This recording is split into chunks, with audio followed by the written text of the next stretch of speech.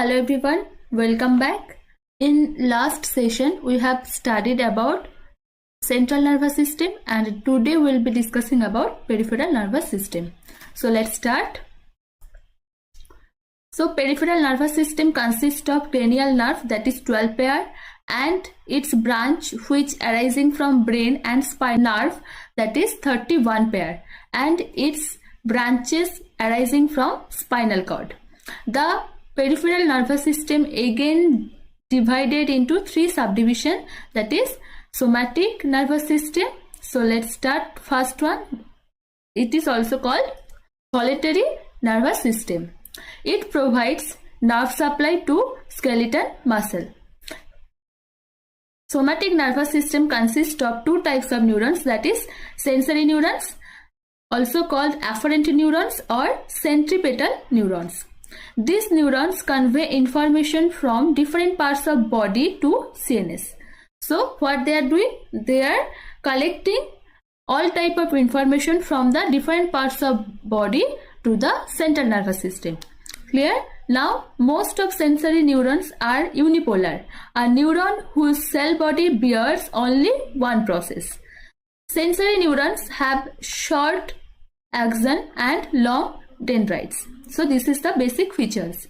Now coming to motor neurons, or it is also called efferent neurons or centrifugal neurons. These neurons convey information from the CNS to skeletal muscle. The function of motor neurons under conscious control to somatic nervous system is voluntary, or SNS is voluntary. So the function of motor neurons under conscious control, so SNS is voluntary. Now nerve cell or neurons have long axons and short dendrites. Most of motor neurons are multipolar, that means a neuron with one axon and many dendrites. Okay, so basic difference between sensory neurons and motor neurons are, let's say it is unipolar, first one is, second one is multipolar. So what does it mean by unipolar? One neuron whose cell body bears only one process, and here one neuron with one axon and many dendrites. Clear? And sensory neurons have short axon and long dendrites, and motor neurons are having long axon and short dendrites. It is clear to all of you? Okay. Now coming to autonomic nervous system, ANS or involuntary nervous system. So let's see, it provides nerve supply to viscera. What is viscera? Viscera means internal organ. Autonomic nervous system consists of two types of neurons. Again, it is sensory neuron. It conveys impulses from visceral organ like stomach, intestine, heart, pancreas, spleen and liver to the CNS, central nervous system. Then motor neurons, that is conduct nerve impulses from central nervous system to smooth muscles, cardiac muscle and glands. Then functions of these motor neurons are not normally under conscious control. To action of autonomic nervous system is involuntary. Okay, it is not in our control, it is involuntary. So it consists of two branches like sympathetic branch and parasympathetic branch. These branches have opposite actions. So let's see, now coming to enteric nerve system, that is also called brain of gut. So enteric nervous system consists of 100 million neurons of enteric plexus, that is submucosal plexus or myenteric plexus, etc., that extend in the entire length of GIT. Now neurons of ENS function independently of the ANS and CNS to some extent. So it is also working independently. Its function is independently of the ANS and CNS. Okay. Now let's see what all are the cranial nerves. There are 12 pair of cranial nerves. So let's see one by one. See, first one is olfactory nerves. It is a sensory type and function is smell. Optic nerve, that is second one. It is also sensory and work is on vision. Clear? Now coming to oculomotor nerve, it is mixed, mainly motor. Movement of the eyeball by innervation of the superior, inferior and medial rectus and the inferior oblique muscle of the eye. Raising upper eyelid by levator palpebrae superioris of the eyelid. Now contraction of lens for near vision by the ciliary muscle. Then pupillary constriction by the muscle fibers of the iris. Clear? Now trochlear nerve. It is mixed, mainly motor. Movement of eyeball. Now coming to trigeminal nerve. It is the largest cranial nerve. You have to remember. So this is important one. Which cranial nerve is largest one? So you have to tell that is trigeminal nerve. It is also mixed. Okay. Consists of 3 nerves. Let's see. That is ophthalmic nerve, sensory. Then maxillary nerve, that is sensory, and mandibular nerve, that is mixed. 6. Number 6 is abducens nerve. It is also mixed, mainly motor. Movement of eyeball. Now facial nerve, that is mixed. Facial expression, its function is facial expression. Now number 8, it is vestibulocochlear nerve, also called auditory nerve. You can write here, mainly sensory and hearing and equilibrium is its function. Then glossopharyngeal nerve, it is mixed, helps in swallowing, speech and salivation. Damage of this nerve cause loss of gag reflex. So which one is responsible for gag reflex? Answer will be glossopharyngeal nerves damage. Okay. Now vagus nerve, more intensive distribution. So it is also mixed, nerve supply to organs in thoracic, abdomen and pelvic cavity. Accessory nerve, that is mainly motor, movement of shoulder and head, supply to sternocleidomastoid and trapezium muscles. It is clear? So accessory nerve, it is mainly motor nerve and its movement is shoulder and head. Then supply to sternocleidomastoid and trapezium muscles. Now coming to hypoglossal nerve, that is also mainly motor, movement of tongue. Okay, one important thing I have to tell here, that how you will remember that which nerve is sensory, which nerve is mixed, which nerve is motor. So I have easy trick for you all. So let's see. I have written also here, see 1, 2 and 8 is this sensory, then 5, 7, 9, 10 it is mixed. Anyway, you have to remember this one serial wise, otherwise it won't be applicable for that. So by this serial you can remember. So by that 1 to 8 will be your sensory, 5, 7, 9, 10 will be mixed and left the numbers, those will be motor. Hope it helps. Like that I used to remember. Okay, now coming to spinal nerve. Spinal nerve and their branch are part of PNS.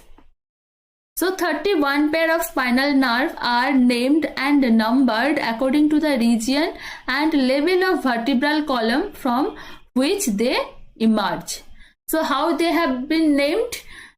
From the region and level of vertebral column from which they have emerged. Now, what is dermatome?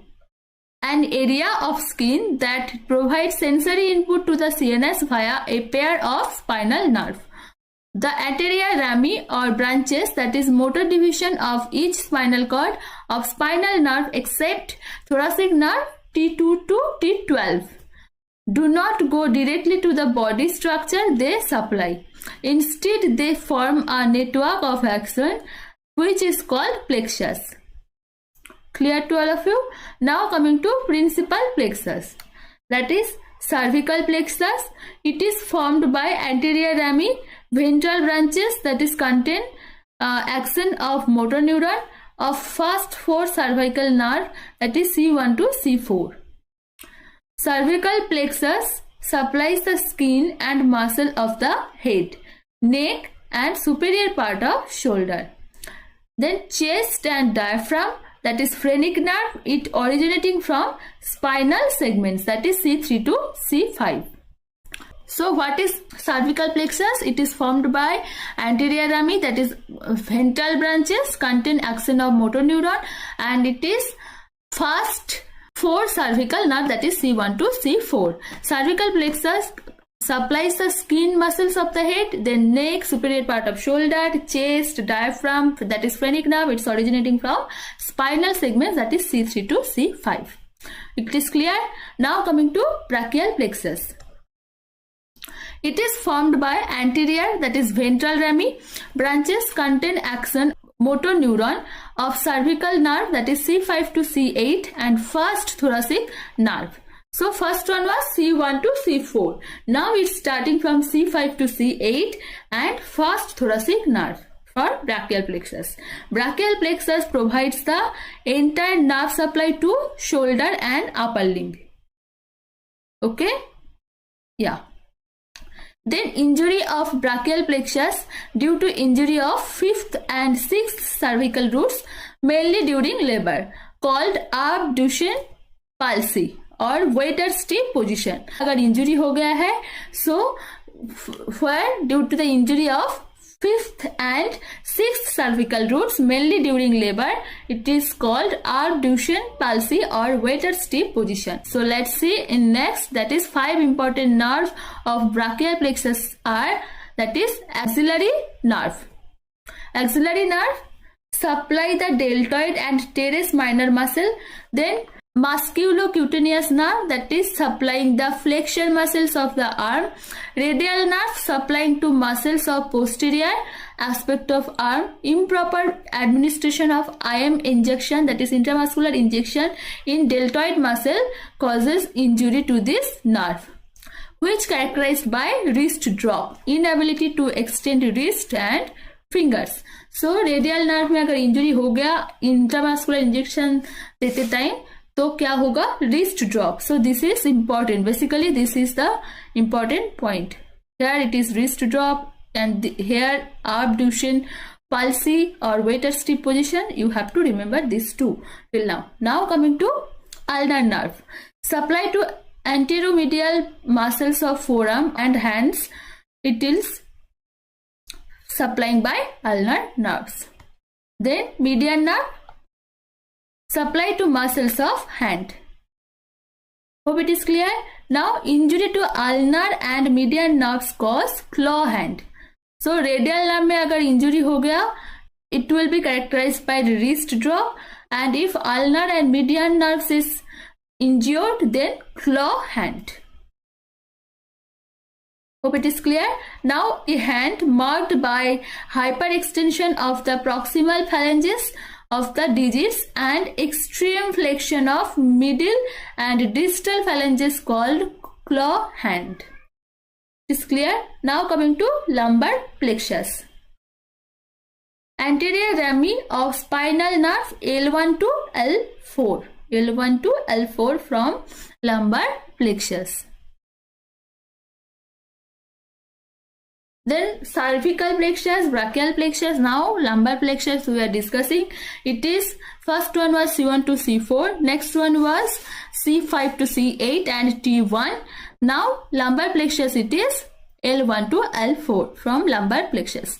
Its nerve supply to muscle of abdominal wall, external genitalia and lower limb.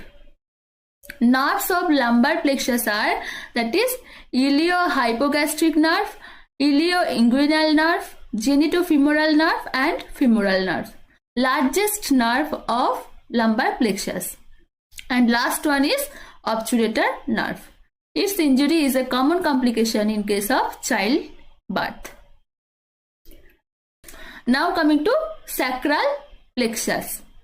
It is distributed from S1 to S4 form of sacral plexus.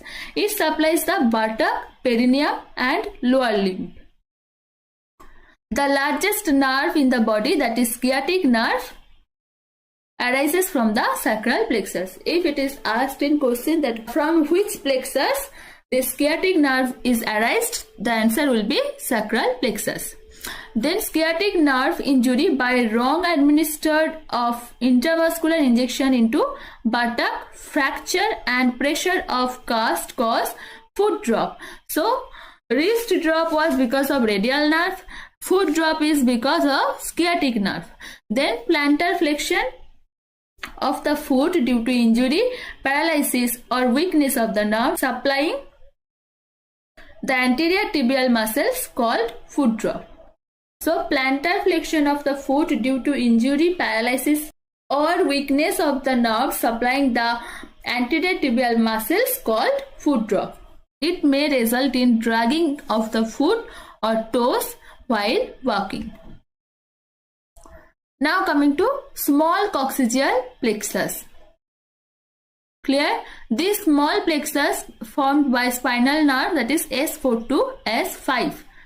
This is coccygeal plexus. L1 to L4 was lumbar plexus and S1 to S4 was sacral plexus, and now S4 to S5 is small coccygeal plexus.